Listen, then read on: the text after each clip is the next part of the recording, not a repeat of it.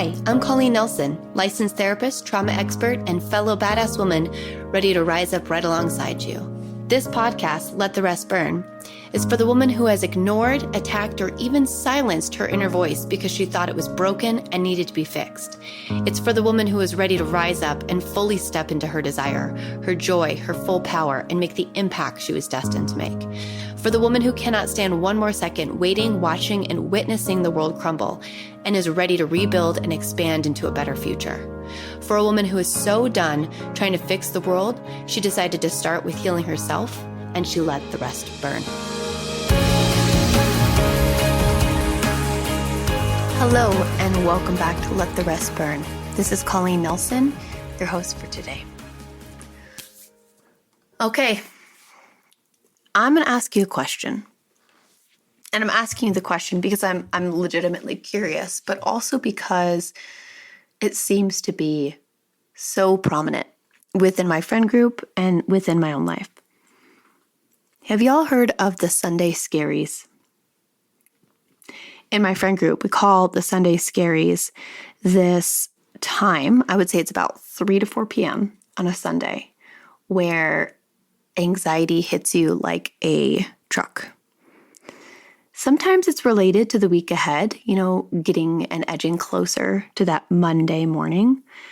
Whether you're solo parenting like myself and my friends, or whether we're actually facing a Sunday afternoon and evening alone after a long weekend. Or whether you are with your family and it's 3, 4 o'clock in the afternoon and you're hitting that time of day. I'm speaking from this perspective as a divorced woman, but I do think the Sunday Scaries affect people who are not navigating divorce, but I would like to talk more about that. So if this relates to you and you are happily married and you still get this feeling, I want to know. So let me know if this is something you struggle with too. Let's talk about it from my perspective though, because I want to make this known, and I want, honestly, to know what y'all do about it. I'll tell you what I do, but I want to hear how you get through it. The Sunday Scaries for me are threefold. Number one, I hit that time of day before, the dusk starts to come in, before nighttime hits, before I can really start prepping dinner.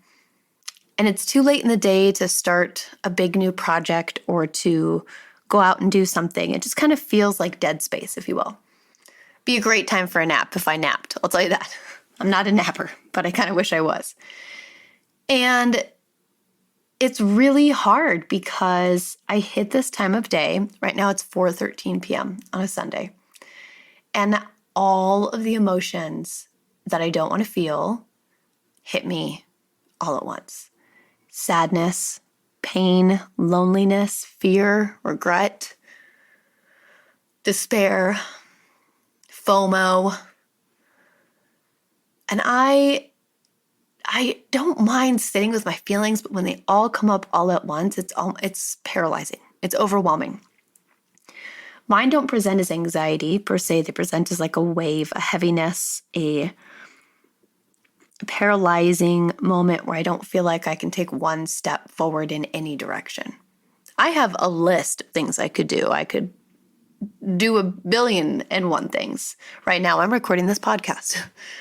But being productive doesn't always help. It actually can build the tension at times. Having a good cry can help, but I don't always want to cry at 4 p.m. on a Sunday, right? As a therapist, I help a lot of people through this time, especially in relation to anxiety and starting the work week. And we've talked a lot about prepping your week during this time, meal prepping, being able to organize your schedule and really look at what needs to be done and what needs to be taken care of.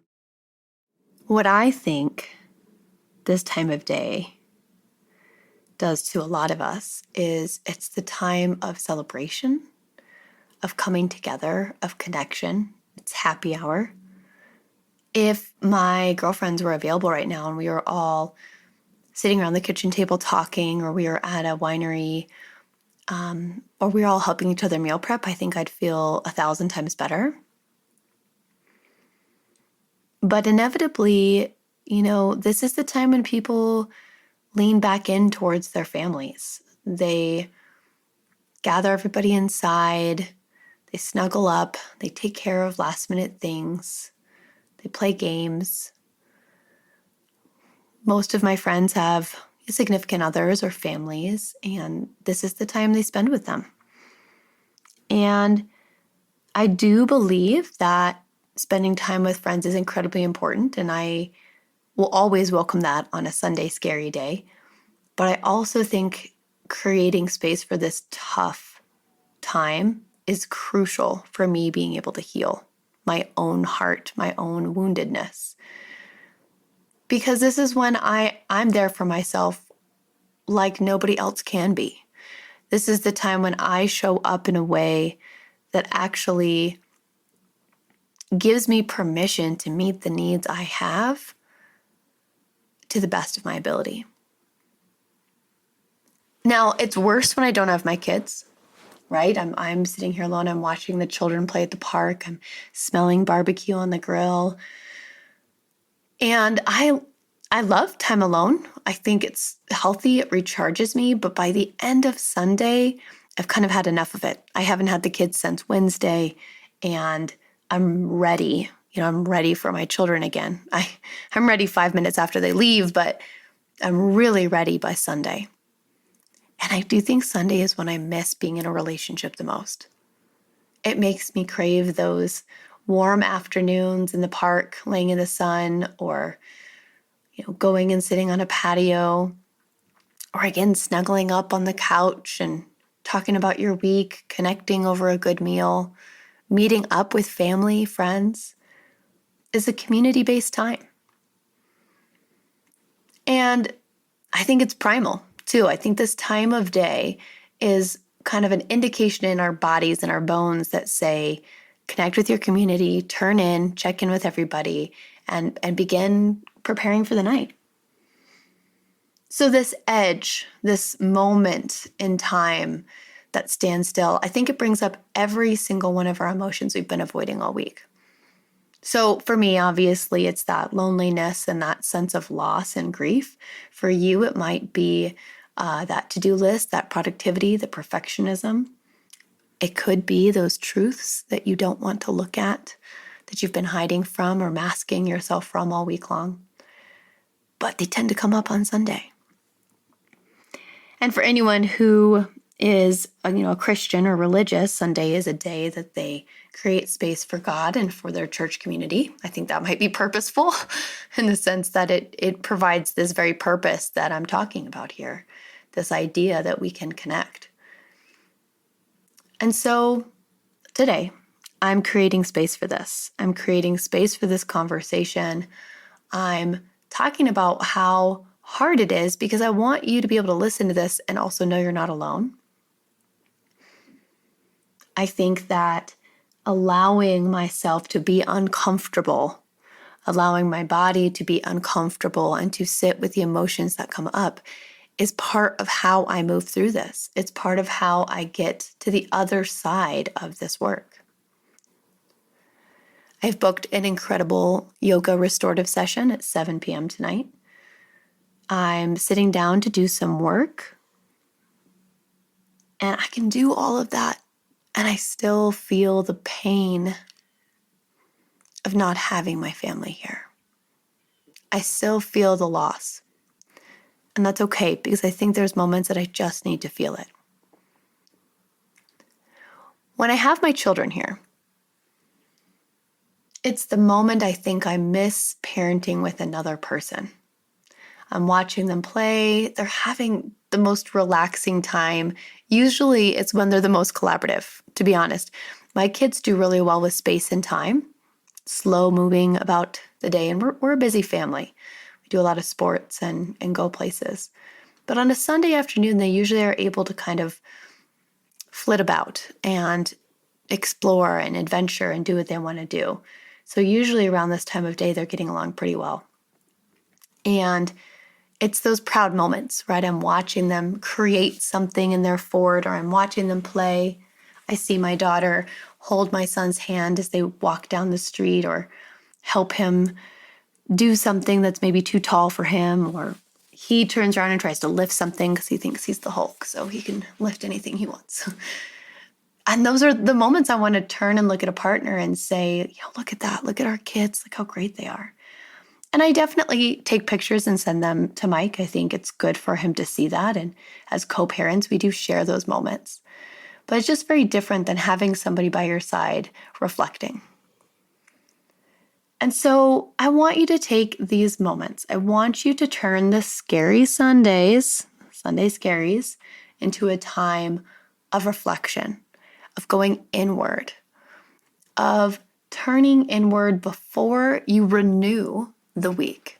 Time is kind of an illusion. So we're creating this idea of the end of a week and the beginning of a new one. But let's use it. Let's use it as a ritual. Let's use it as an experience where we turn in, we take our time, we deal with the things we've been avoiding all week long. We watch the level of anxiety, right? Don't put too many things in your to-do list. I know you're sitting there writing all this down and thinking I could do 18 million things during this and then I won't have to feel anything. Yeah, I could think of 18 million things I could fill my space with right now. But I really think that when your body tells you it's time to feel, we need to start to listen. We got to listen. Our body is wise. It understands the time of day, the time of week, the time in the month, the time in the year. It goes off of Mother Nature for a reason. There's a reason we feel the way we do in the spring, summer, fall, and winter. There's a reason that dusk affects us a certain way and the sunrise affects us differently. Lean into that. Let your body guide the way. Let the earth guide the way. Let the moon guide the way. Allow yourself a little bit of magic. And don't try and fill it with things that keep us out of our body and in a space of such busyness that it builds and it builds and it builds. And then the Sunday scary turns into a week-long scary because we've let it go for so long. So let's embrace these few hours together. Let's turn inward together. If you're listening to this on a Sunday, let's be in this space together. Let's feel it. And just know it's temporary, but it's absolutely potently perfected for what we need it to be. So I appreciate you sharing this space with me. I appreciate you being here with me and listening as I unpack some of my own things that I need to burn down. The need to be okay all the time is something I have to burn down, and something that I think each and every one of us have to embrace a little bit more. Let's just let it be scary. So embrace the scary, ride the wave, and come out on the other side. Thank you again for listening. Have a wonderful rest of your day, and I look forward to talking to you soon.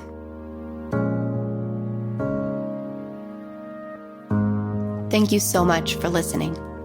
I appreciate every single second that you chose to set aside for you and the impact that you're going to have on the world today. To be inspired, to be seen, and to hold space starts with the very actions we take with ourselves. Look at the show notes for more information. Like and subscribe, and share with friends if you feel inspired to. And as always, let the rest burn.